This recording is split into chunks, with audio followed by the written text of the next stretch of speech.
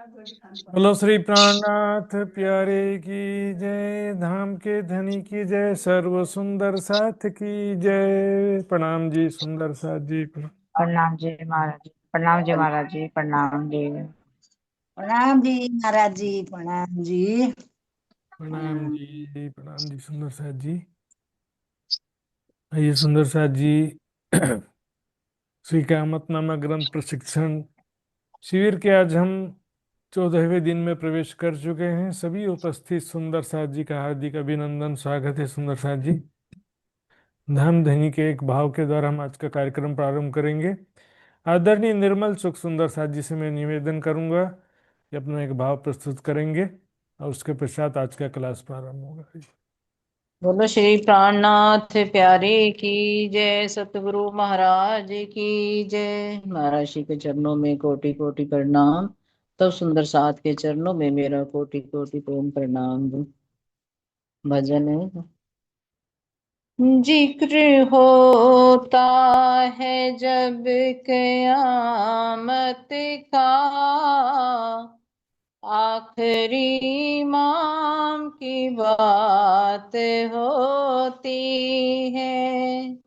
मेरी आत्म के हैं वो धाम धनी, उनसे अंगना की बात होती है।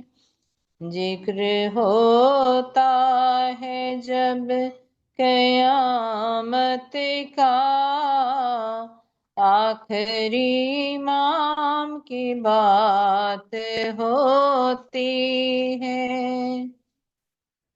सोई साइत सोई पल सोई घड़ी, हम समझते हैं सदियां बीती हैं। रोज नजरों से उनकी पीते थे, आज वाणी का जाम पीते हैं। जान कर तुमने अरश की निस्बत में हर रूहों पर खास होती है।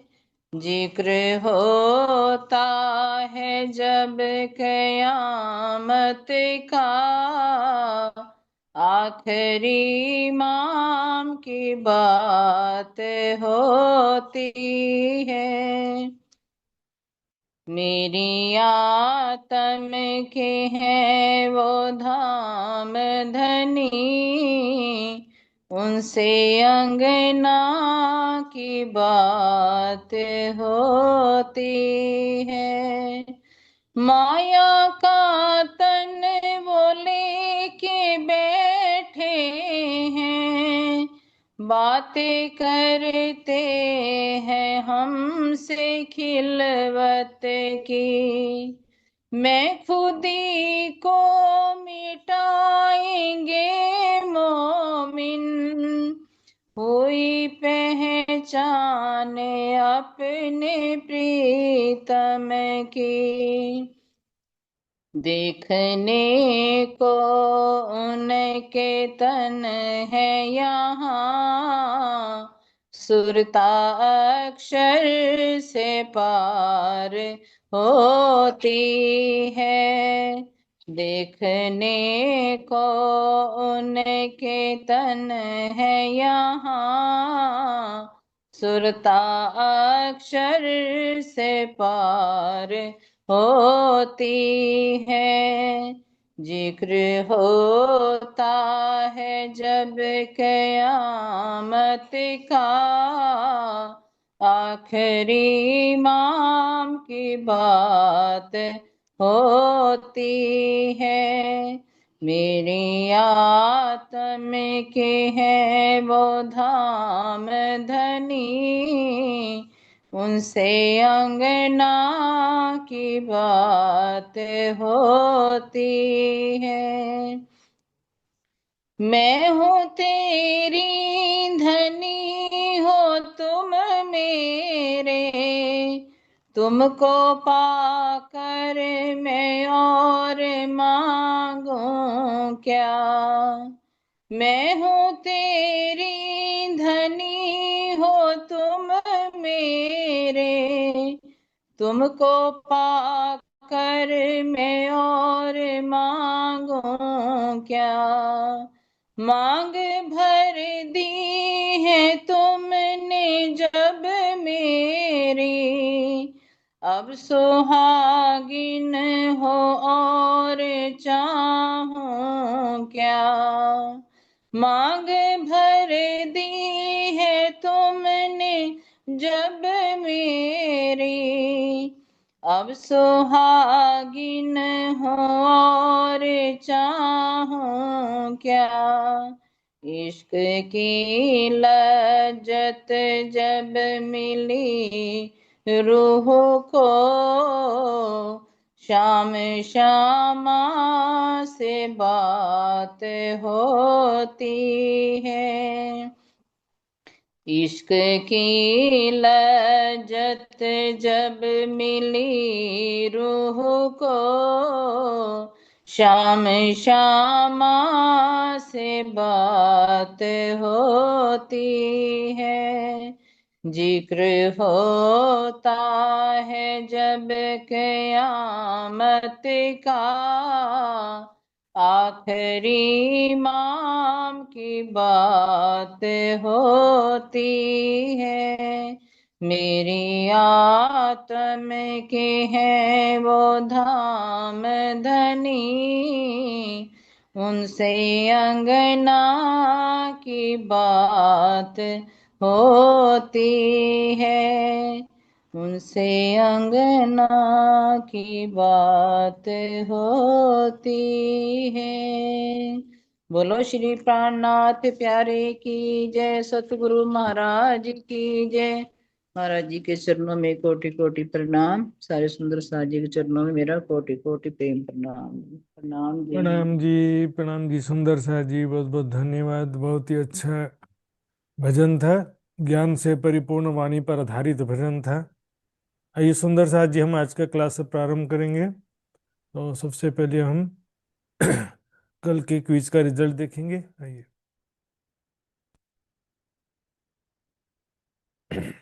कल 13वें दिन के क्लास के क्विज का रिजल्ट इस प्रकार है। इसमें 55 सुंदर साथ जी ने भाग लिया था और 21 सुंदर साथ जी ने पूर्ण अंक प्राप्त किए हैं। कल के क्विज में एक एक प्रश्न बहुत सारे सुंदर साथ जी का गलत हुआ, हम देखेंगे। आइए पहले देखते हैं पूर्ण अंक प्राप्त होने वाले सुंदर साथ हैं। प्रवीणा शाह मुंबई, नवीन शाह मुंबई, भावना शाह मुंबई, महेश जी, अंशु जी, अरुणा पटेल गुजरात सुंदर साथ, स्नेहा जी यूएसए, कमलेश गुप्ता दिल्ली, रश्मि जी, प्रतीक्षा जी यूएसए, गोपाल प्रसाद दहाल हेटोड़ा, उषा सिंगल जयपुर, निर्मल चुग हरियाणा, संगीता धनावत ओडिशा, प्रीति वाडेर भिलाई, एवी पाटिल गुजरात, प्रेम सिंगल हिसार हरियाणा, पिंका पटेल गुजरात, उषा देवी सोनभद्र, शीतल पटेल गुजरात, रंजना पराजुली नेपाल। तो सुंदर साथी हम देखेंगे बिल्कुल लाइन से 18 18 18 18 बहुत सारे सुंदर साथ का है। तो इसमें कोई बड़ी बात नहीं है एक आध प्रश्न गलत हो जाने में। तो आइए सुंदर साथ जी, अब आज का क्लास प्रारंभ करेंगे हम राज्य का नाम लेके। वंदो सतगुरु चरण को, करूं सप्रेम प्रणाम। अशुभ हरन मंगल करन, धनी श्रीदेव चंद्र जी नाम। श्री प्राणनाथ निज मूलपति, श्री महराज सुनाम। तेज कुंवरी श्यामा युगल को, पल पल करूं प्रणाम, पल पल करूं प्रणाम।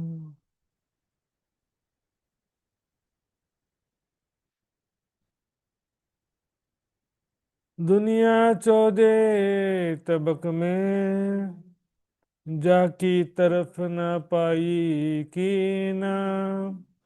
सो सब मेराज में रसूले करी रोशन, रसूले करी रोशन, परे वाणी सो समझे।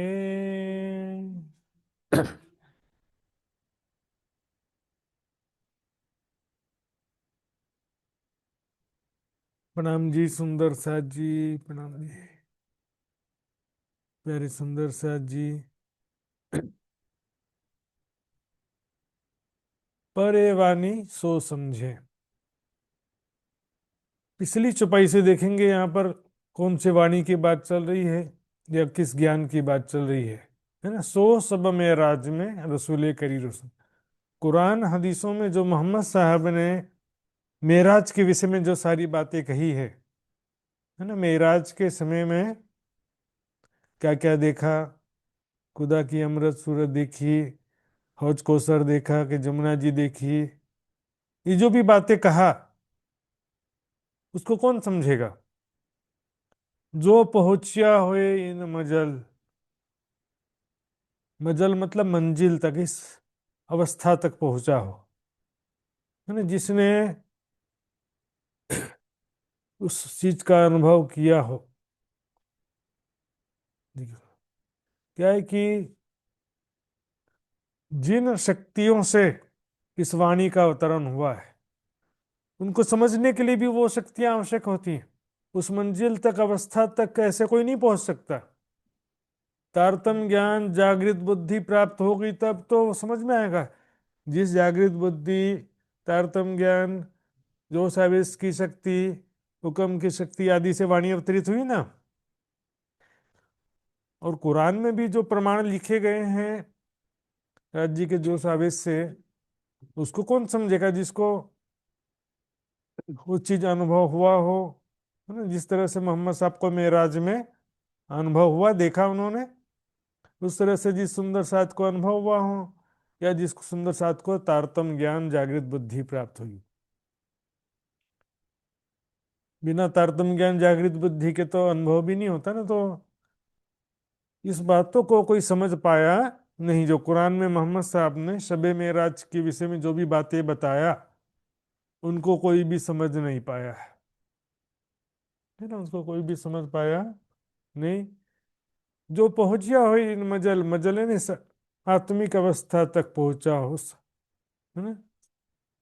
तो और क्यों समझें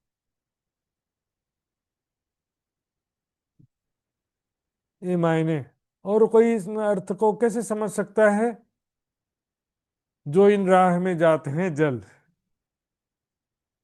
है ना। जो इस रास्ते में चलने पर जल जाते हैं, मतलब क्या है कि स्वाप्निक जीव साक्षात के विषय में समझ सकते नहीं, है ना। ब्रह्म ज्ञान के अभाव में तारतम ज्ञान को मास्टर की क्यों कहा, चाबी क्यों कहा, कुंजी कहा ना। कारण कि उसके बिना, तारतम ज्ञान के बिना ब्रह्म सृष्टि भी हो तो भी जो है, तारतम ज्ञान और जागृत बुद्धि के बिना वो भी धर्म ग्रंथों के रहस्य को नहीं समझ सकती। आज भी देखना सुंदर साथ जी, असराफिल का दो सुर फूकना कहा तो मैंने बताया ना। ब्रह्म आत्माओं को जागृत बुद्धि प्राप्त होना, पहला सुर फूकना है, वो फूका जा चुका, प्राप्त हो गया। लेकिन दुनिया वालों को भी जागृत बुद्धि प्राप्त हुई नहीं है। जगत के अंत में दुनिया वालों को भी जागृत बुद्धि प्राप्त होगी। उसको क्या कहा, असराफिल का दूसरा सुर फूकना, है ना। कोई फूकने, कोई सही का सुर तो फूक नहीं रहा है तो। और असराफिल अलंकारिक कथन है, जागृत बुद्धि को ही असराफिल का, बुद्ध जी को असराफिल। यहाँ पर ब्रह्म ज्ञान के अभाव में, जागृत बुद्धि के अभाव में कोई भी कुरान के उन गूढ़ रहस्यों को नहीं समझ पाता है। इन राह में जाते हैं जल का मतलब सीधा ऐसे तो यही है कि वो निराकार से परे का ज्ञान चिंतन करने में समर्थ नहीं है। सपने के जीव साक्षात का चिंतन नहीं कर सकते। उस ज्ञान और प्रेम के मार्ग में दुनिया के जीव नहीं चल सकते। वो या तो शरीयत की भक्ति कर सकते हैं कि भाई सुबह शाम पूजा कर लो, मंत्र जप कर लो, कर सकते हैं, लेकिन ज्ञान समझ के नहीं कर सकते। शारीरिक काम बता दो उनको, सेवा कर दो, गड्ढा खोद दो, है ना। शिक्षित व्यक्ति के लिए ये सरल है कि सीमेंट की बोरियां उठाना अनपढ़ व्यक्ति के लिए चलेगा, लेकिन अनपढ़ व्यक्ति को पढ़ने लिखने का काम बोलेंगे तो वो कर सकता नहीं। ज्ञान समझना जो है उनके बस में रहता था, नहीं रह पाया। इस कारण कोई भी कुरान हो चाहे वेद शास्त्र गीता भागवत, जिसके भी गुण रहस्य कोई समझ पाता नहीं। जैसे कि उसमें उपनिषदों में भी कहा कि न तत्र सूर्यो भाति न चंद्रम न तारकम, वहां न सूर्य का प्रकाश है न तारों का प्रकाश है न चंद्रमा का प्रकाश है। अब वहां का मतलब क्या लगाए, जब वहां तो कुछ मानते ही नहीं, सब तो यही मानते हैं ना। दुनिया वाले शरीर के हृदय चक्र में या संसार के कण कण में ही परमात्मा मानते हैं, तो वहां का अर्थ क्या लेंगे, वह प्रकाश ऐसा अर्थ ले लिया। वहां तत्र का अर्थ होता वहां, लेकिन अर्थ क्या लिया, वह ले लिया। वह प्रकाश न सूर्य के जैसा है न चंद्रमा का जैसा है न तारों का जैसा है, अर्थ का अर्थ। फिर जैसे कहा ना, धीरम अजरम युवानम, है ना, विद्वान न विभाए, धीरम अजरम युवानम। धीर अजर युवा पुरुष परब्रह्म को जानकर विद्वान पुरुष मृत्यु से डरते नहीं। तो यहाँ पर युवा स्वरूप परब्रह्म कहा है, लेकिन क्या बोलेंगे, युवा का मतलब सर्वशक्तिमान है सकल। तुम्हें विद्वान न विभाए मृत्युरात्मानम धीरम अजरम युवन। तो क्या है कि तो युवा स्वरूप कहा, लेकिन युवा का अर्थ क्या करेंगे, सर्वशक्तिमान कर दिया। परमात्मा का किशोर स्वरूप नहीं मानते, क्योंकि विषय जो है दुनिया वाले इस ज्ञान के मार्ग में और प्रेम के मार्ग में चल ही नहीं सकते। सपने का जीव साक्षात की बातें जानेगा तो उसका सपना ही खत्म हो जाएगा ना। इत पहुंचिया ईसा रुवल्ला सोभी मोहम्मद की सूरत। सबसे पहले मोहम्मद साहब मेराज में गए परम धाम, उसके बाद कौन गया, ईसा रुवल्ला यानी श्यामा जी स्वरूप देवचंद जी। उनको क्या कहा, सो भी मोहम्मद की सूरत। कहानी क्या है, कह रहे सो भी, वह भी क्या है, मोहम्मद की मलकी सूरत। इन मोहम्मद के ही स्वरूप हैं वो, अलग से कोई दूसरा शख्सियत नहीं है। पहले भी मोहम्मद गए बसरी सूरत, दोबारा भी और तिबारा भी। इन उम्मत भाइयों वास्ते मोहम्मद आए 3 बार। 3 बार आना और 3 अलग अलग व्यक्तियों का आना, दोनों में डिफरेंस होता है। यहाँ पर 3 अलग अलग शख्सियत के आने की बात नहीं है, एक ही राज्य महाराज जी की शक्ति स्वरूप 3 बार आया। ताको हक्के कही रूह अपनी, जाको खावंद खिताब आखिरत। ना इसको किसको, ईसा रुवल्ला को हक्के ने, राजी ने क्या कहा, अपनी रूह कहा है। कहाँ पर कहा है, ताको हक्के कही रूह अपनी। कहाँ पर कहा है, यहाँ पर वाणी की बात नहीं चल रही है, यहाँ पर बात चल रही है कुरान की। ताको हक्के कही रूह अपनी, कुरान पाक में कहा, अभी मैं दिखाऊंगा आपको। उनको ही जो है आखिरत में खावंद का खिताब, यानी आखिरी जमाने के खावंद, आखिरी जमाने के मालिक, या समस्त दुनिया का उद्धारक, सभी के सभी का उद्धार करने वाला आता है ना। शालिवाहन शाका तो गत षोडशकम शतम जीवोद्धाराय ब्रह्मांडे कल की प्रादुर्भविष्यति। जीवोद्धाराय ना, समस्त जीवों के उद्धार के लिए आएंगे। तो अलग अलग नामों से वर्णन किया हुआ है। खावंद का मतलब है कि आखिरी समय में उनको ही अधिकार होगा सारा मुक्ति देने का। मुक्ति भी कैसे देंगे, सिफायत करके, यानी ब्रह्म ज्ञान प्रदान करके। अब यहाँ देखेंगे, ताको हक्के कही रूह अपनी, कहाँ पर कहा है और किसे कहा है। यहाँ तो हम बोल देंगे कि राज्य ने श्यामा जी को अपनी रूह कहा, तो वो तो कहने की क्या जरूरत है। यहाँ पर बात है कहाँ, कुरान की बात चल रही है यहाँ पर। ये भी कुरान की बात थी ना, वाणी सो समझे, वो भी कुरान की बात थी। मैंने अभी आपको वापस फिर से दिखा देता हूँ मेन चौपाइयों में, है ना। सब मेराज में रसूले करी रोशन, पर ये वाणी सो समझे ना, मेराज की जो बातें बताया उसको समझने की बात है। और ताको हक्के के ही रूप अपनी यहाँ पर भी किस प्रकार से कहा हुआ है हम देखेंगे कुरान के प्रमाण से। सुंदर सा जी।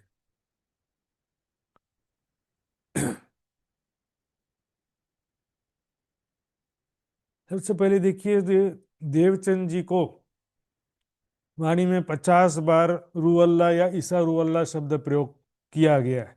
ये शब्द आया कहाँ से? ये कोई नया शब्द नहीं है, ये कुरान हदीसों का शब्द है। कुरान हदीसों के अनुसार ही कहा गया है। कुरान हदीसों में रू अल्लाह कहा गया है। तो क्या कहा गया है? यहाँ पर भी हमने देखा ताको हक्के के ही रूप। अपनी ध्यान से देखेंगे सुंदर साथ जी, वाणी की चुपाई भी देखेंगे। हजरत ईसा रू अल्लाह नाम कहूंगी जो कहिया अल्लाह कलाम। तो हजरत ईसा रू अल्लाह नाम, हजरत ईसा रू अल्लाह, ये क्या है? 7 कलमा वाले पैगंबरों में से एक पैगंबर। आदम शफीउल्लाह, नूह नबीउल्लाह, इब्राहिम खलीलुल्लाह, मूसा कलीमुल्लाह, ईसा रूहुल्लाह, मोहम्मद रसूलुल्लाह, अली वलीउल्लाह।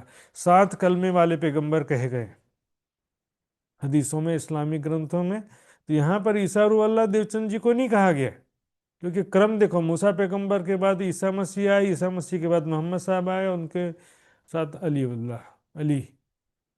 अली वलीउल्लाह। और सभी कलमा अपने आप नहीं लगाए, ये कुछ कारण से लगाए। आदम शफीउल्लाह क्यों है? खुदा जैसी सूरत वाले, खुदा की स्वरूप की परछाई से मिट्टी से आदम का स्वरूप बनाया गया था, खुदा की परछाई देखकर। तो खुदा जैसी सूरत वाला अर्थ होता है शफीउल्लाह का, है ना। नूह क्या है? नूह पैगंबर थे, वो नबी थे अल्लाह के। इब्राहिम कौन है? जाकी दुआ पहुंची हजूर, जिनकी दुआ खुदा ने मान ली थी, इसलिए खलीलुल्लाह का मतलब होता है जाकी दुआ पहुंची हजूर। मूसा कलीमुल्लाह ने जिससे जिसकी बातचीत हुई खुदा से, अल्लाह से जिसकी बातचीत हुई, इसलिए मूसा पैगंबर का ना बातचीत होता था। दर्शन तो नहीं हुआ, लेकिन बातचीत होता था, तो उसको क्या कहा? कलीमुल्लाह। ईसा रूहुल्लाह, ईसा रूहुल्लाह और मोहम्मद रसूलुल्लाह, मोहम्मद रसूल हैं करके, रसूल अल्लाह के रसूल हैं। अली वलीउल्लाह, वलीउल्लाह का मतलब होता है वारिस। अली क्या है? वारिस से है। मोहम्मद साहब ने कहा था मेरा वारिस कौन है? अली है। तो यहाँ पर ईसा रूहुल्लाह कुरान में कहा गया देखेंगे सुनो, क्योंकि चुपाई में कहा ना यहाँ पर ताको हक्के कही रूह अपनी। तो इसमें देखेंगे यहाँ पर सूरह निशा में देखेंगे, चौथे नंबर का सूरह, 171 नंबर की आयत है। ये किताब वालों, अपने दीन में ज्यादती ना करो, अल्लाह पर ना कहो मगर सच। मसीह मरियम का बेटा अल्लाह का रसूल ही है, और उसका एक कलमा है कि मरियम की तरफ भेजा, और उसकी एक रूह है। ये जो शब्द आयत है कुरान की, इसी के आधार पर आप कहीं भी सर्च करना, गूगल में जाके देख लेना हजरत ईसा रूहुल्लाह, तो ईसा मसीह को ही वहां पर कुरान में हजरत ईसा रूहुल्लाह कहा गया है। और तफसीर हुसैनी में सेम यही जो सूरह निशा की आयत है, इसकी व्याख्या में तफसीर हुसैनी में कहा गया है कि ईसा साहिब रूह है, इन्हें ईसा साहिब की रूह है, इन्हें परमात्मा अल्लाह की रूह है। और कहा कि हक ताला ने कहा बाज ईसा और अल्लाह हक का बेटा नहीं, रूह है। क्योंकि ईसाई लोग क्या है कि ईसा मसीह को परमेश्वर का पुत्र कहते हैं, तो उसी का यहाँ पर विरोध कर रहे हैं कि वो बेटा नहीं, हक है ना, अल्लाह का बेटा नहीं, पुत्र नहीं है परमेश्वर का, उसकी रूह है। इस तरह से ये तफसीर हुसैनी में कहा गया है। तो आगे चलते हैं। मोहम्मद कहे ईसा आवसी, और मोहम्मद मेहंदी इमाम। मोहम्मद साहब ने कहा, कहाँ कहा है मोहम्मद साहब ने? कुरान में, हदीसों में जो कहा है, ठीक है ना। आखिरत के विषय में जैसे हिंदू ग्रंथों में दो शख्सियत का आना लिखा है ना, बुद्ध अवतार और कल की अवतार, इसी तरह से कुरान में भी दो शख्सियत का आना लिखा है। यहाँ पर मोहम्मद कहे का मतलब कुरान हदीसों से है, बाइबल में भी लिखा है second coming of Christ, Isa Masih दोबारा आएंगे, लेकिन वो अलग विषय है। यहाँ पर बात चल रही है कुरान की। और मोहम्मद मेहंदी इमाम, मार दज्जाल कुफर दुनी का एक दिन करसी तमाम। तो ईसा जब आएंगे क्या लिखा है कुरान हदीस में वो देखेंगे, पहले चौपाई पूरा कर लेते हैं। मार दज्जाल, है ना, ईसा और अल्लाह जब आएंगे तो क्या करेंगे, वो दज्जाल को मारेंगे। तो दज्जाल ऐसे कोई, जैसे रावण या राक्षस जैसा हम बोलते हैं ना, हम उस तरह सा कोई स्वरूप मान लिया उन लोगों ने कि एक आंख फूटा होगा, उस तरह का कोई शैतान होगा या कोई व्यक्ति होगा, उसको मार देंगे। लेकिन अब देखो ऐसी बातें लिखी हैं कि उनके सामने आएगा जब, तो इमाम के आवाज से हो गया नाबूद। इमाम के या ईसा रुअल्लाह के श्वासों में ऐसा असर होगा कि सामने दज्जाल टिक ही नहीं सकता है, कभी सामने आएगा ही नहीं। सामने आएगा तो जैसे गर्मी से मोम पिघल जाता है, उस तरह से वो भी पिघल जाएगा। इसलिए ना, मार दज्जाल, दज्जाल को मार के कुफर दुनी का, दुनी का जो कुफ्र है, कुफ्र क्या है, कुफर में अज्ञानता भी कुफर है, अविश्वास, अवज्ञाकारिता यानी परमात्मा का आदेश नहीं मानना भी कुफर है ना, अविश्वास करना इन्हें परमात्मा के ऊपर विश्वास नहीं करना भी कुफर है। लेकिन जो कहते हैं कि हम विश्वास करते हैं लेकिन ज्ञान नहीं है, परमात्मा की पहचान ही नहीं है, तो फिर विश्वास करते हैं बोलने का कोई फायदा ही नहीं, क्योंकि बिना ज्ञान के विश्वास सिद्ध होता नहीं, बिना ज्ञान के विश्वास सिद्ध हो सकता नहीं है। तो ब्रह्म ज्ञान प्रदान करेंगे ईसा रूह अल्लाह या इमाम मेहदी, सबको ब्रह्म ज्ञान प्रदान करेंगे जिससे उनके अंदर का अज्ञानता और कुफ्र यानी अविश्वास और अवज्ञाकारिता सबका नाश हो जाएगा। एक दिन करसी तमाम, सारी दुनिया को एक धर्म करेंगे। कैसे करेंगे? ज्ञान के द्वारा, सबको जागृत बुद्धि प्रदान करके, सबको तारतम्य ज्ञान प्रदान करके। लास्ट में सारी दुनिया को जब जागृत बुद्धि मिलेगी तब तो सारी दुनिया एक होगी ना।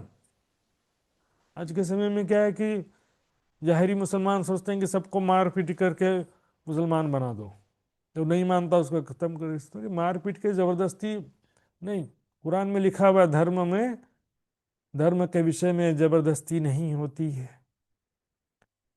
और भी कई जगह लिख दिया, मैंने आपको प्रमाण भी दिया था पिछले क्लासेस में। क्या कहा? ये मोहम्मद, मैंने तुमको संदेशवाहक बना करके भेजा है, दरोगा बना करके नहीं भेजा है। तुम्हारा काम केवल संदेश देना है, हिसाब लेना हमारे जिम्मे है। तुम्हारा काम केवल संदेश देना, हिसाब लेना तुम्हारा काम नहीं कि कोई अच्छा कर रहा खराब कर रहा है तो तुम ही फैसला कर दो, तुम ही मारपीट कर दो कि हम सच्चे हैं बाकी झूठे हैं, तुम मार दो झूठों को। ऐसा तुम्हारा अधिकार नहीं है, किसी व्यक्ति का ही अधिकार नहीं है। और लास्ट में जागृत बुद्धि, तारतम्य ज्ञान सबको मिल जाएगा तो कोई फिर काफिर रहेगा ही नहीं, फिर सारी दुनिया को अखंड मुक्ति प्राप्त हो जाएगी। पिया के विरह सो निर्मल किए, पीछे अखंड सुख सबन को दिए। सारी दुनिया को ही मोक्ष देने के लिए आए हैं परमात्मा को। तो एक दिन करने का मतलब सब क्या समझते हैं कि सब हमारे दीन में आ जाएंगे, सब लोग हमारे धर्म में आ जाएंगे, दूसरे धर्म वाले, दूसरे संप्रदाय वाले सब हमारे धर्म में आ जाएंगे। जब ज्ञान प्राप्त हो जाएगा ना, तो ज्ञान और प्रेम, दो चीजें धर्म संप्रदाय के परिधि से परे की चीजें। इंजीनियर है, एक हिंदू इंजीनियर है, वो भी वही ज्ञान लेकर के बैठा है, एक मुसलमान इंजीनियर है, एक ईसाई इंजीनियर है।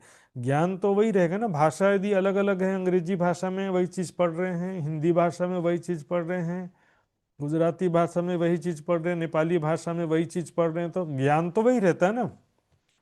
तो इसमें एक धर्म होने का मतलब सारी दुनिया को एक परमात्मा की पहचान हो जाएगी और सब एक परमात्मा की बंदगी करेंगे। लेकिन अपनी अपनी में समझे सब, सब क्या समझेंगे?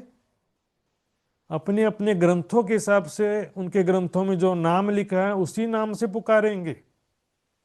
श्री प्राणनाथ जी के चरणों में जो मुस्लिम भाई आए तो वो बुद्ध निष्कलंक कल की अवतार नहीं बोलेंगे क्या कि मैंने देखा अल्लाह का रसूल आखिरी जमाने के खाबंद, वही तो शब्द बोलेंगे ना जो कुरान हदीसों में लिखा है। हिंदू भाई होंगे तो वो शब्द बोलेंगे जो हिंदू ग्रंथों में लिखा है।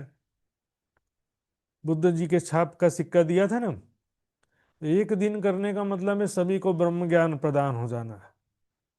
अपना धर्म छोड़ के हमारे धर्म में आ जाओ बोलेंगे तो कोई जिद पकड़ के बैठ जाएगा, कोई नहीं आएगा फिर। ज्ञान समझने की बात है, ज्ञान समझना और समझाना है। फिर जहाँ जो जहाँ रहेगा और दौड़ के दुनिया दौड़कर दीदार करने के लिए आएगी। जो लिखा है वो दौड़ करके पूरे विश्व वाले पन्ना जी में या किसी एक स्थान में दौड़ करके नहीं आ सकता कोई। पूरी विश्व की 8 अरब की आबादी एक शहर में कैसे आ सकती है? दौड़ने का मतलब है दुनिया सारी दौड़ सी करने को दीदार। जो जहां पर वहीं ब्रह्म ज्ञान समझ करके परमात्मा का ध्यान करेगा, परमात्मा की प्रेम लक्षणा भक्ति करे। दौड़ने का मतलब ये दौड़ सको सो दौड़ियो आए पहुंचे अवसर। अब आइए देखते हैं मोहम्मद कहे ईसा मसीह। मोहम्मद साहब ने कहाँ पर कहा है और क्या कहा देखेंगे। मैं मोहम्मद साहब ने कहा है तो कुरान में कहा हो ना, तो कुरान में क्या लिखा प्रमाण बताना तो पड़ेगा ना। हम अपने अपने में कुछ भी बोल करके खुश होते रहे, लेकिन जो लिखा है न्याय करना तो वही बताना पड़ेगा जो लिखा है। हम अपने अपने बोलेंगे हाँ देखो कुरान में लिखा है कि प्राणनाथ जी आएंगे, अल्लाह ताला आएंगे, कहीं लिखा ही नहीं है। जो बात वो अपने मन से बोलने से थोड़ी होगा। जो लिखा है, क्या लिखा है वहां पर समझेंगे। कुरान में एक्चुअल में इमाम मेहदी की बात भी नहीं लिखी है। हदीसों में इमाम मेहदी की बात आती है, लेकिन वो हदीसों में भी ऐसा नहीं लिखा है कि इमाम मेहदी के रूप में अल्लाह ताला आएगा। इमाम मेहदी यानी कि एक प्रकार से मुजिद्दे दीन इस्लामी ने धर्म सुधारक के रूप में कहा गया है। वो आएंगे, काफिरों से लड़ाई करेंगे, मोमिनों की रक्षा करेंगे, बस यही सब लिखा हुआ है। और खुदा के जो दीदार की बात है वो लास्ट की बात है। जगत का अंत हो जाएगा और उसके बाद सारी दुनिया को मैदान हश्र में इकट्ठा करेंगे। तो सारी दुनिया का न्याय करने के लिए खुदा ताला जब सिंहासन पर विराजमान होगा तब दीदार होगा की बात है। इमाम मेहदी के रूप में आने की बात नहीं है। इसको बातिनी रूप से ऐसा कह सकते हैं कि महामती जी का या इमाम मेहदी का हृदय ही खुदा के न्याय का तखत है। बातिनी रूप से कह सकते हैं। उसी तरह से देखिए ईसा मसीह के विषय में कुरान में क्या लिखा है देखिए जरा। उसमें क्या लिखा है, सबसे पहले ईसा मसीह को ही ईसा और अल्लाह कहा गया। यहाँ पर मैंने बताया आपको दो, एक तो कुरान की आयत से बताया मैंने, है ना। ये मसीह मरियम का बेटा अल्लाह का रसूल है और उसका एक कलमा है जो मरियम की तरफ भेजा था और उसकी एक रूह है। इसी के आधार पर तफसीर हुसैनी में और इस्लामिक ग्रंथों में यही बात चलता है कि ईसा साहिब रूह है। हाँ, और ईसा रूह अल्लाह शब्द उसी के लिए आया है। इसके साथ ही अब क्या कहा गया है कि जैसे बाइबल में कहते हैं ना कि ईसा मसीह को सूली पर चढ़ा दिया था, उसके बाद वो मर गए, फिर 3 दिन बाद जिंदा हो गए, उसके बाद उनको तीसरे स्वर्ग में उठा लिया गया। तो इसी यहाँ पर थोड़ा डिफरेंट है। इसमें क्या लिखा है कि क्रूस पर सूली पर चढ़ाने से पहले ही खुदा ने उनको सात चौथे आसमान में उठा लिया, है ना। ये बात आज भी जो कोई भी मुस्लिम भाई मिलेगा ना पूछ के देख लेना। क्या बोल कहते हैं कि 4 व्यक्ति, 4 सैनिक ईसा मसीह को क्रूस पे चढ़ाने ले जा रहे थे, लेकिन बाद में जब ईसा मसीह का जो मृत शरीर लाए तो 3 व्यक्ति थे साथ में, एक व्यक्ति कम था। तो ऐसा क्यों हुआ? बोले कि ईसा मसीह को खुदा ने आसमान में उठा लिया सशरीर, ऐसा कहते हैं वो। तो बाकी जो 4 लोग बचे थे उसमें से 3 लोगों ने मिलकर के एक को क्रूस पे चढ़ा दिया, नकली ईसा मसीह बना करके उसी का डेड बॉडी ले जाकर सबको दिखा दिया कि ईसा मसीह को हमने क्रूस पर चढ़ा दिया। देखिए यहाँ पर भी ये कुरान में जो लिखा है तीसरे सूरह के 55 आयत में लिखा है कि जब अल्लाह ताला ने ईसा से कहा कि ये ईसा बेशक मैं तेरी मुद्दत को पूरा करूंगा और तुझको अपनी तरफ उठा लेने वाला हूँ ना। फिर आगे जो चौथे सूरह के 157 और 158 नंबर की आयत में लिखा है कि हालांकि उन्होंने ना उसको कत्ल किया, यानी ईसा मसीह को कत्ल नहीं किया, ना सूली पर चढ़ाया, बल्कि खुदा की खुफिया तदबीर की बदौलत असल मामला उनके शक के घेरे में आ गया। अर्थात उन्होंने ईसा को यकीनन कत्ल नहीं किया, बल्कि उनको अल्लाह ने अपने जानिब मलाए आला की जानिब उठा लिया, है ना। उठा लिया, आकाश में उठा लिया ऐसा कहते हैं। तफसीर हुसैनी में भी इसके व्याख्या में लिखा है उठाया ईसा को उस खुदा ने और महले करामात पर ले गया। इस तरह से पहले क्या उठा के ले जाने की बात है, फिर आखिरत में क्या होगा, दोबारा वो आएंगे ऐसा लिखा। देखिए क्या लिखा, हजरत ईसा अहले किताब को दीन इस्लाम की तरफ बुलाएंगे। हजरत ईसा हमारे हजरत मोहम्मद की किताब सुन्नत के मुताबिक अमल करेगा लिखा है। वो कोई नया शरीयत या नया ज्ञान लाएंगे ऐसा नहीं मानते वो वो क्या कहते हैं कि मोहम्मद साहब ने जो ज्ञान दिया है या जो तरीका बताया उसी का ही वो फॉलो करेंगे, 40 वर्ष तक संसार में रहेंगे। सूरह ज़ुखरुफ में भी ये बात लिखा देखेंगे, जब ईसा इब्ने मरियम की मिसाल बयान की गई तो एक तुम्हारी कौम खुशी के मारे चिल्लाने लगी, और बेशक वह ईसा इब्ने मरियम क़यामत की एक निशानी है ना।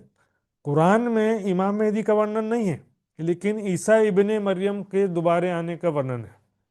इब्ने मरियम का मतलब होता है मरियम का पुत्र ईसा। तो इसमें जो है तफसीर हुसैनी में भी देखेंगे, यहाँ पर तो और स्पष्ट रूप से लिखा हुआ है, कयामत की अलामत में से एक है हजरत ईसा का उतरना है ना। वो क्या लिखा है देखो, आकाश में उठा लिया था तो दोबारा आकाश से उतरेंगे लिखा है। वह दमिश्क एक शहर है सीरिया में। वहाँ पर क्या होता है, पूरब तरफ के किनारे मुनादे भेजा के, जो मस्जिद में चारों कोनों में 4 मीनार होते हैं ना, ऊंचे ऊंचे, जहाँ पर चढ़ करके कलमा आवाज देते हैं। तो वहां पर क्योंकि आकाश से उतरेंगे ना, तो ऊंचा स्थान जो है मीनार ही है सबसे ऊंचा स्थान। तो वहां पर उतरेंगे, रंगीन कपड़े पहने हुए, अपने दोनों हथेलियां दो फरिश्तों के बाजुओं पर रखे हुए, उनके रुखसार के मुबारक पर पसीना आया होगा। जब सिर आगे झुकाएंगे तो उनके चेहरे से तो पानी का जो कतरा है ना, उनके चेहरे से मोती के समान, मोती की तरह रवा होंगे। जिन काफिरों पर उनकी सांस पहुंचेगी वह मर जाएगा, जहां तक उनकी निगाह पड़ेगी वहां तक उनकी सांस भी पहुंचेगी, और वह दज्जाल की तलाश में चलेंगे। ईसा अलैहिस्सलाम मोमिनों को कोहतूर पर ले जाएंगे और वहाँ पनाह और आड़ पकड़ेंगे। गर्ज की मालूम है कि ईसा अलैहिस्सलाम करीब कयामत की एक निशानी है ना। तो यहाँ पर कोई नया ईसा आने की बात नहीं चल रही, यहाँ पर ईसा मसीह को ही खुदा ने उठा लिया और दोबारा वो फिर आकाश से उतरेंगे लिखा है। यहाँ पर देखिए हदीस में लिखा हुआ है, यहाँ पर बुखारी और मुस्लिम शरीफ, ये जो हदीस के ग्रंथ हैं। अल्लाह के रसूल सल्लल्लाहु अलैहि वसल्लम ने इरशाद फरमाया, उस जात की कसम जिसके कब्जे में मेरी जान है, जरूर वह वक्त आने वाला है तुम में ईसा बिन मरियम हाकिम व आदिल बन के उतरेंगे। बिन मरियम का मतलब क्या होता है, मरियम के पुत्र। हम ऐसा बोल सकते हैं कि भी जो शक्ति आई थी वहां से, वो जो शक्ति, जो साहब इसकी शक्ति है वही तो दोबारा आई, ऐसा ही तो कहना पड़ेगा ना, और क्या कह सकते हैं। लेकिन सेकंड क्राइस्ट नहीं बोल सकते। सेकंड क्राइस्ट का मतलब होता है दूसरा, और सेकंड कमिंग ऑफ क्राइस्ट का मतलब होता है दोबारा आना, हजरत ईसा रुअल्लाह का दोबारा आना। देखिए फिर यहाँ पर एक और हदीस है, अल्लाह के रसूल सल्लल्लाहु अलैहि वसल्लम ने फरमाया, उस वक्त तुम्हारा क्या हाल होगा जब तुम में इब्ने मरियम उतरेंगे। इब्ने मरियम मतलब होता है मरियम के पुत्र, क्योंकि उनके हिसाब से वो खुदा ने उठा लिया था, अब दोबारा वो उतरेंगे। इसी तरह से बाइबल के हिसाब से भी क्या होता है कि ईसा मसीह का दोबारा आना, सेकंड कमिंग ऑफ क्राइस्ट कहा जाता है। तो उसी शब्द तो वही प्रयोग किया है ना, देवचंद जी को ईसा रू अल्लाह जो शब्द प्रयोग किया गया, वो कुरान हदीसों के अनुसार ही प्रयोग किया गया है, कोई वाणी का शब्द नहीं है वो। एक दिन जब तब हो ही जब साफ होवे सब दिल। सारी दुनिया एक कब हो सकती है, जबरदस्ती नहीं होगी। सभी का हृदय निर्मल होना चाहिए, सभी को जागृत बुद्धि तारतम ज्ञान प्राप्त हो, सत्य की पहचान होगी, तब तो एक होंगे ना। और सबसे जरूरी है सबका न्याय करना। लिखा है ना खुदा सबका न्याय करेगा। तो न्याय भी 2 प्रकार का होता है, कजा, कजा यानी न्याय। पहला न्याय है ज्ञान का, और दूसरा न्याय है कर्मों का। कर्मों का न्याय लास्ट में होगा। अभी ज्ञान का न्याय पहला कजा तो कर दिया राज जी ने, है ना। ज्ञान यानी सत्य असत्य की पहचान करना। तो जब तक के सबका न्याय नहीं होगा तब तक सारी दुनिया एक कैसे होगी।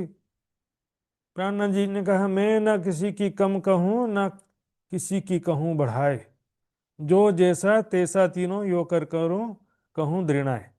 ना मैं या किसी का कम कहूंगा, किसी को मतलब द्वेष भावना से युक्त होकर किसी को जबरदस्ती गलत या छोटा नहीं बनाना है, और किसी को जबरन जो है पक्षपात करते हुए बड़ा भी नहीं बनाना है। हाँ, जो जिस ग्रंथ में जो लिखा है उसको सच बोलना ही पड़ेगा। है ना। ब्राह्मण कहें हम उत्तम, मुसलमान कहें हम पाक, दो मुट्ठी एक ठोर की, एक राख दूजी खाक। सुंदर है। सभी के कल्याण की भावना से प्राणनाथ जी ने कहा, सूर असुर सबों को ये पति, सब पर एक ही दया। सभी के लिए हैं, सभी के स्वामी हैं प्राणनाथ जी, सभी के आत्मा के प्रीतम हैं। और समस्या तो होगा, लेकिन कल भी मैंने बताया था सुंदर साथ जी, क्या करें। एक हिंदू लड़े मुझसो, दूजे शरीयत मुसलमान। हिंदू भी लड़ते हैं, क्योंकि हिंदुओं की परंपराएं भी हमारे अनुकूल नहीं है ना। हम जो पौराणिक हिंदू हैं, उन जो बहुदेव पूजा वाले, उनके साथ भी नहीं जम सकता हमारा, क्योंकि हम बहुदेव पूजा कर नहीं सकते। और जो वैदिक मत, निराकार मत वाले हैं, वो भी जो है न रासलीला को मानते हैं, ना परम धाम को मानते हैं। वो तो रासलीला का भी विरोध करने वाले लोग हैं, तो निराकारवादी तो उनको भी जो है, हम परमात्मा निराकार है ऐसा भी नहीं कह सकते। वाणी में जो लिखा है, तो किशोर युगल स्वरूप परब्रह्म लिखा, वाणी के अनुसार ही हम चिंतन ध्यान करते हैं, है ना। मुसलमानों के हिसाब से भी जो मांसाहार परंपरा है और उनका जो कट्टरवादिता है, वो हमारे लिए उचित नहीं है। हमारे लिए उचित वातावरण है धार्मिक स्वतंत्रता। धार्मिक स्वतंत्रता होना चाहिए, वो हिंदुओं के मध्य ज्यादा उचित है। बस इतना बात हो सकता है। सुंदर, हिंदुओं में हजार संप्रदाय होते हैं, फिर भी कोई झगड़ा नहीं होता है। लेकिन उनमें कट्टरवादिता में क्या होता है कि उनके सिवा सबको खत्म कर दो, उनके सिवा कोई कुछ, किसी का अस्तित्व रहना नहीं चाहिए। अब ऐसा तो हमारे बीच भी हो जाता है सुंदर, हमारे बीच भी हो जाता है कि नहीं, कि हमारे सिवा कोई नहीं होना चाहिए, हमारे सिवा कोई नहीं आना चाहिए। सर तो कट्टरवादिता में हर जगह हो ही जाता है सर। एक हक, ये हक बिना ना हो ही जो चौदह तबका वे मिल, कोई सोल्यूशन नहीं है सुंदर सा जी। लड़ाई झगड़ा और किसी भी तरीके से विश्व शांति का कोई मार्ग दिखाई देता नहीं है, या सारी दुनिया एक हो जाए इसका कोई रास्ता दिखाई देता नहीं। केवल राज्य के कृपा से या राज्य के हुक्म से हो सकता है। ये हक बिना ना हो ही। केवल हिंदुओं का ही पूरे विश्व में शासन हो जाए तो विश्व में शांति हो जाएगा, ऐसा भी नहीं है। केवल मुसलमानों का पूरे विश्व में शासन हो जाए तो भी शांति हो जाएगा, तो भी ऐसा नहीं। क्योंकि बिना ज्ञान के लड़त बिन पाए भेद ज्ञान है नहीं, बिना ज्ञान के सब लड़े झगड़े जा रहे हैं। प्राणनाथ जी कहते हैं, जिन कोई झगड़ो आप में धनी सबों का एक, सबका मालिक प्रीतम एक है। ज्ञान समझेंगे तभी एक होगा। और अभी क्या है कि जो ब्रह्मात्माएं, हम सुंदर साथ ब्रह्मात्माएं कहलाते हैं, तो हमारे सामने भी एक जिम्मेदारी है। हम ऐसे लालच में या डर के कारण एक पक्ष को छोड़ नहीं सकते, क्योंकि आज हम उस चीज का दावा छोड़ देंगे तो कल फिर उसका दावा कर नहीं सकेंगे, है ना। हमको दावा नहीं छोड़ सकते, कभी जो जो कुछ कहिया वेद में सोई कहिया कतेब, सोई खुदा सोई ब्रह्म का दावा नहीं छोड़ सकते बिल्कुल। क्योंकि आज दावा छोड़ दिया तो कल फिर दावा कर ही नहीं सकेंगे इस विषय में। क्योंकि ये चीज क्या है कि इसी के द्वारा विश्व शांति, ब्रह्म आत्माओं के द्वारा सारे संसार में को ब्रह्म ज्ञान प्राप्त होना है। और राज्य की मेहर से ये होगा, नहीं तो उसके बिना 14 लोक के सारे प्राणी मिल जाएं फिर भी संसार में शांति नहीं हो सकता। संसार में दुख, अशांति, भ्रष्टाचार, लड़ाई झगड़े कुछ भी खत्म होने वाला नहीं। सो एक खिताब रूह अल्लाह का या मोहम्मद सिर खिताब। ध्यान से चौपाई सुनिएगा सुंदर शाह जी, बड़ा इंपॉर्टेंट चौपाई है। खिताब यानी ये शोभा किसकी है? रूह अल्लाह का। ठीक है ना। पहला चीज क्या है? रूह अल्लाह की शोभा है। कहा क्या? सारी दुनिया को एक करने की शोभा किसकी है? रूह अल्लाह की है। या तो या मोहम्मद सिर खिताब, या मोहम्मद साहब की सिर पर ये सारी शोभा है, या तो सिर इमाम के, या तो इमाम मेहदी की शोभा। अब 3 बार या क्यों कर दिया? या तो इमाम मेहदी की शोभा को हो, या तो ईसा रूह अल्लाह की शोभा को हो, या तो मोहम्मद साहब की शोभा को हो। तीनों एक ही है मेरी, तीनों एक सूरत, तीनों में कोई अंतर ही नहीं है। अलग अलग जगह में तीनों की बातें लिख दिया है। बाइबल में लिख दिया कि ईसा मसीह के हाथ में सारा पावर होगा। कुरान में लिख दिया कि मोहम्मद साहब के हाथ में सारी शोभा होगी। हदीसों में लिख दिया कि इमाम मेहदी के हाथ में सारी शोभा रहेगी। तो क्या तीनों अलग अलग हैं? ओ उर्झे नाम जुदे धर, रब आलम का आया आखिर, अपने अपने में समझे सब जुदा न रहे कोई अब। अपनी अपने में समझेंगे तो उनके ग्रंथों में जो लिखा है वही मानेंगे ना वो। बोले कि ईसा मसीह छोटा है और ये दूसरा ईसा मसीह आया है, तो बोले कि तुम्हारा दूसरा वाला रखो, हम तो पहले वाले को ही मानते हैं भाई। हाँ, कि मोहम्मद साहब की शोभा लिखी तो बोले मोहम्मद साहब का भी कोई काम नहीं है, ये तो बस आखिरी मोहम्मद की शोभा। बोले हम भाई जो ये तक में आता ना, खुदा और उसकी रसूल की मोहब्बत हम बांधे थे दिल में। प्राणनाथ जी ने स्वयं कहा था ना, वो जो औरंगाबाद के प्रसंग में सब झगड़ने के लिए आते हैं, तो उसमें कहा था कि हम तो खुदा और रसूल की मोहब्बत आपस में बांध रहे हैं, तुम इसमें क्यों अड़ंगा डाल रहे हो। इसमें क्या है कि स्वरूप को पहचान लेने से सब एक हो जाते हैं, है ना। ईसा रूह अल्लाह, मोहम्मद, इमाम मेहदी में कोई अंतर ही नहीं। इमाम मेहदी क्या है, मोहम्मद की ही हकी सूरत है। हकी सूरत कहने का कारण क्या है, क्योंकि कुरान में सारी शोभा मोहम्मद साहब के नाम से लिखी है।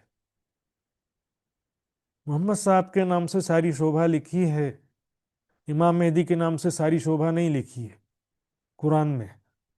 तो मोहम्मद की हकी सूरत कहने से वो सारी शोभा मोहम्मद ही जी के ऊपर आ जाती है, लेकिन वो अलग और ये अलग कहेंगे तो फिर वो शोभा वहीं का वहीं रह जाता है, यहाँ पर कुछ भी नहीं आने वाला। अपने घर में बैठकर खुश होते रहें, जैसे पाकिस्तान खुश होते रहता ना, हम जीत गए हम जीत गए, खुश होते रहने का। युद्ध लड़े ही नहीं, जीत कहाँ से गए, तो इधर हम खुश खुश अपने अपने अंदर खुश होते रहते हैं कि हमने ब्रह्मांड में झंडा गाड़ दिया, सत्य ज्ञान का प्रचार कर दिया। एक तो सुन, एक प्रवाही कोई नया जागृत हुआ नहीं और इधर सब झंडा गाड़ने लग जाते। सुंदर साहब जी, जो लिखा है प्रमाण सही तो सबकी भावना के हिसाब से चलना पड़ता है। बाइबल में क्या लिखा है, आज भी मैंने देखा ईसाइयों का भजन में देखा, उनके भावनाओं को भी समझने का प्रयास किया। वो भी इंतजार कर रहे हैं कि ईसा मसीह दोबारा कब आएंगे हमको ले जाने के लिए, है ना। जो मोहम्मद की शोभा इतनी ज्यादा लिखी है, मुसलमान जो है मोहम्मद साहब के प्रति एक शब्द भी सुन सकता नहीं है। सुंदर सा जी, ये कारण है। तो ये जो आखिर खोल सी किताब, जो कुरान के गुड़ रहस्यों को खोलेंगे, सभी ग्रंथों के गुड़ रहस्य को खोलेंगे, ये सारे स्वरूप एक ही हैं सुंदर साथ, इसमें कोई अंतर नहीं है, सबके अंदर वही शक्ति है।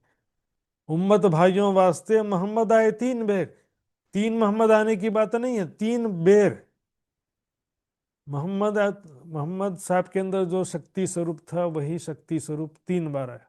सोई खोले ए मायने जिन लई मजल इंठोर, उनके कुरान और जितने भी धर्म ग्रंथ हैं उनके गुड़ रहस्य को कौन स्पष्ट करेगा, जो उस आत्मिक अवस्था तक पहुंचा। फिर से वही बात आ गई ना, आध्यात्मिक अवस्था में कैसे पहुंचेगा, जब तक तारतम ज्ञान जागृत बुद्धि प्राप्त नहीं होगी। केवल वो ध्यान में हजारों साल तक बैठे रहने से नहीं मिल गया किसी को। जब राज्य महाराज, जब खुदा वो ज्ञान प्रदान करता है ना, तभी वो ज्ञान मिलता है। बिना तारतम ज्ञान के, बिना जागृत बुद्धि के, बिना जो उसकी शक्ति के कितना भी जोर लगा लिया दुनिया वालों ने, किसी को समझ में आया ही नहीं। और आखिरत में जागृत बुद्धि मिलेगी तब सारी दुनिया को समझ में आएगा। और अभी ब्रह्म आत्मा को जागृत बुद्धि मिली है, तब इसी कारण उनको अब समझ में आ रहा है, उसके बिना किसी को समझ में आ नहीं सकता, है ना। जिन लई मजल इंठोर, जो इस मंजिल तक पहुंचा है, इस अवस्था तक पहुंचा है। ए वानी वहदत की दूजा कहते जल मरियोर। और दूसरा कौन, स्वाप्निक जीव, है ना। उसमें क्या करें, पिछली चौपाई में कहा था ना, 3, रूह अल्लाह, मोहम्मद और इमाम। तो उनके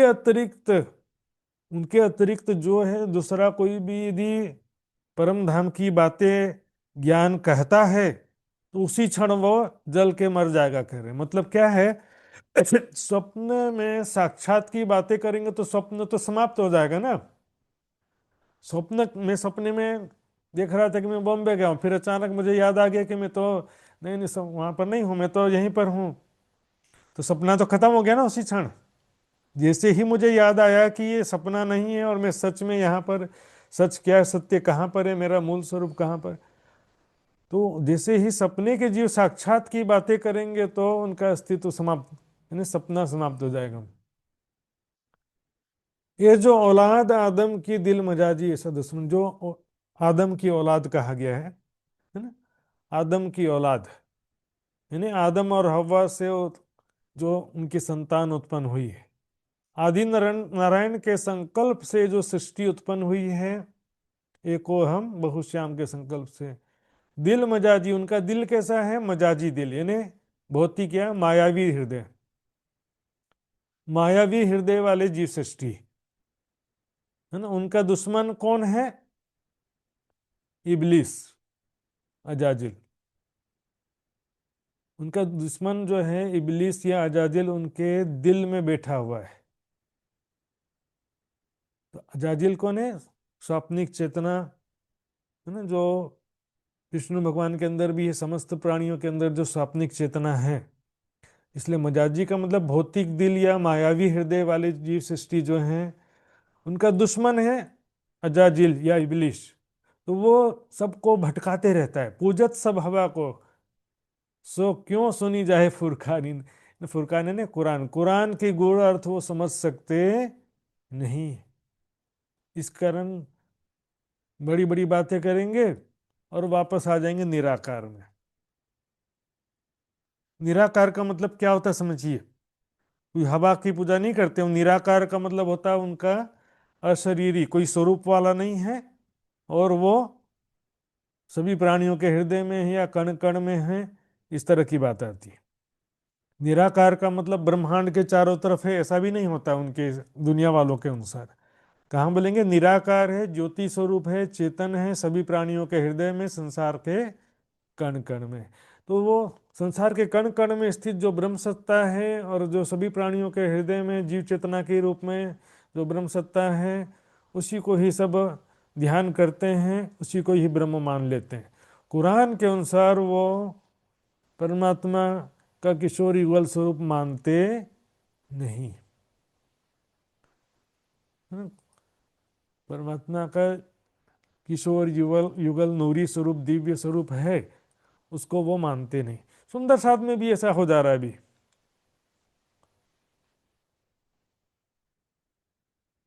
सुंदर साध में भी हो रहा है कि कुछ कुछ सूफी संत वाला देख करके वही समझ लिए, सभी प्राणियों के हृदय में परमात्मा है, वही कर रहे हैं कि नहीं कर रहे?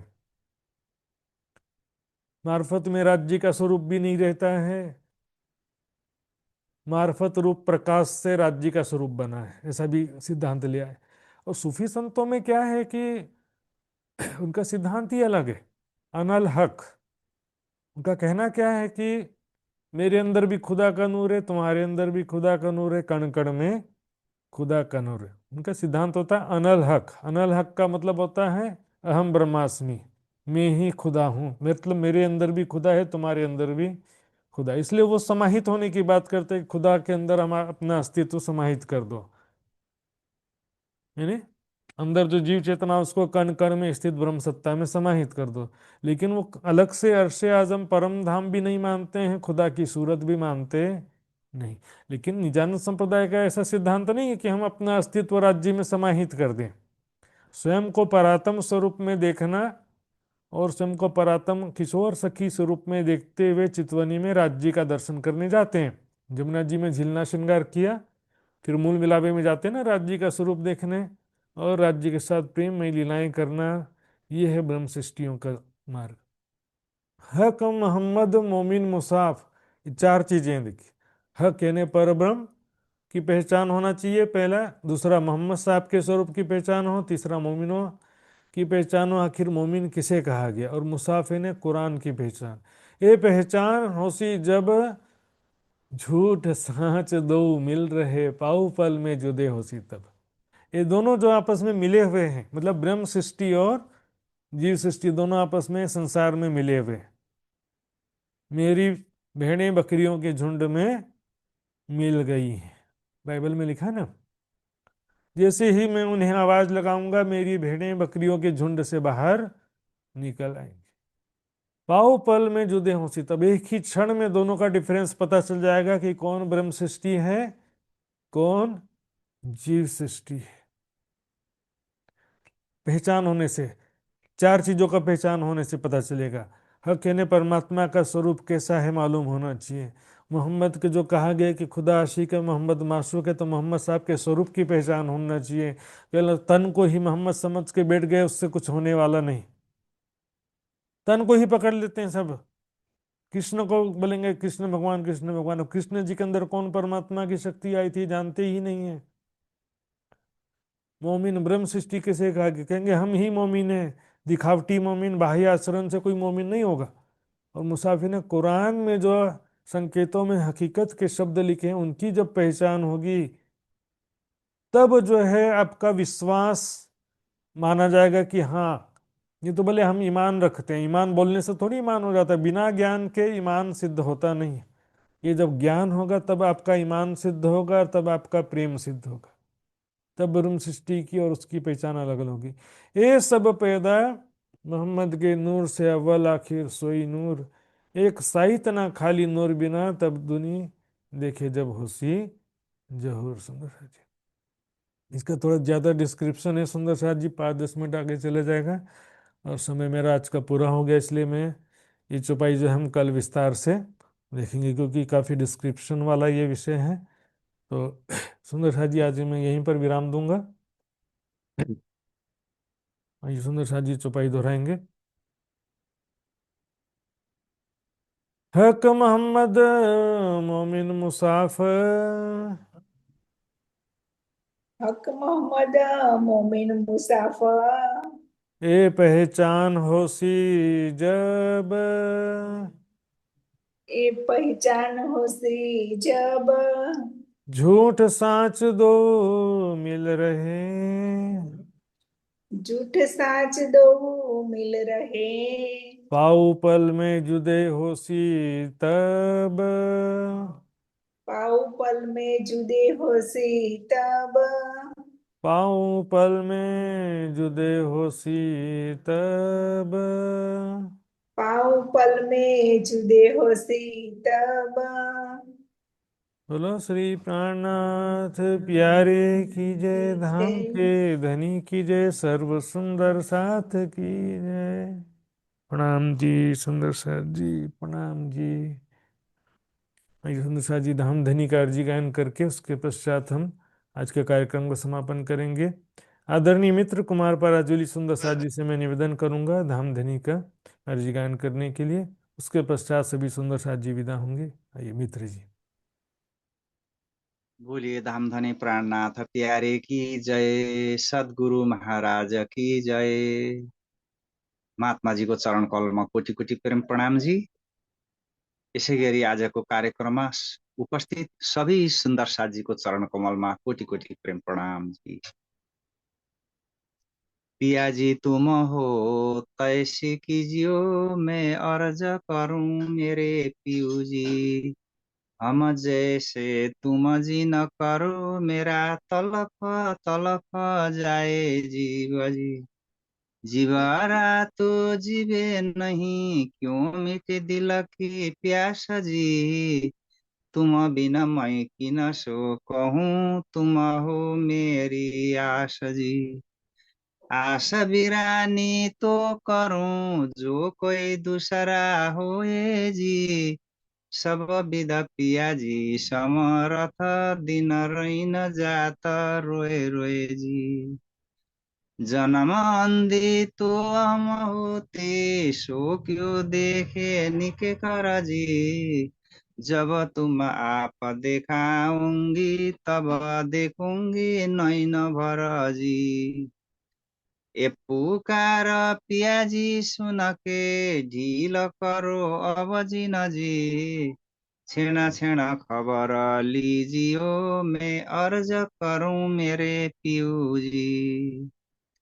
एति अर्ज मैं तो करूं, तो आदि भय अंतराए जी। सो आदि अंतराए टाल के, दुलाली जे कंठ लगाए जी। कंठ लगाए कंठ सो पिया, कीजे आस बिलास जी। बारणे जाए श्री इंद्रावती, पिया जी कदम राखो पास जी। तुम दुल्हा मैं दुल्हन और न जानो बात जी, इसको सेवा करूं सब अंगो साक्षात जी। सदा सुखदाता धाम धनी मैं का कहूँ किन सो बात जी। श्री महामती उगल स्वरूप पर अंगना बलि बलि जात जी। श्री महामती उगल स्वरूप पर अंगना बलि बलि जात जी। पिया जी तुम हो तैसी कीजियो, मैं अर्ज करूं मेरे पियो जी। बोलिए श्री धामधनी प्राणनाथ प्यारे की जय, सतगुरु महाराज की जय, आज की आनंद की जय, संपूर्ण सुंदर साथ की जय। प्रेम प्रणाम जी महाराज जी, संपूर्ण सुंदर साथ जी प्रणाम जी। प्रणाम जी सुंदर साथ जी, मित्र जी बहुत बहुत धन्यवाद। सभी सुंदर साथ जी जो भी उपस्थित थे सभी का बहुत बहुत आभार। सभी के चरणों में कोटान कोट प्रणाम जी। सुंदर साथ जी प्रणाम। प्रणाम जी जी, प्रणाम जी। जी महाराज जी। प्रणाम महाराज जी, प्रणाम सुंदर साथ प्रणाम जी जी। महाराज जी। प्रणाम जी प्रणाम। महाराज जी। प्रणाम जी कोटि महाराज कोटि प्रणाम महाराज जी, कोटि कोटि महाराज जी। प्रणाम। प्रणाम जी। बैठ में प्रणाम जी प्रणाम महाराज जी महात्मा जी, प्रणाम जी। प्रणाम जी महाराज जी। प्रणाम जी महाराज जी, कोटि कोटि प्रणाम जी।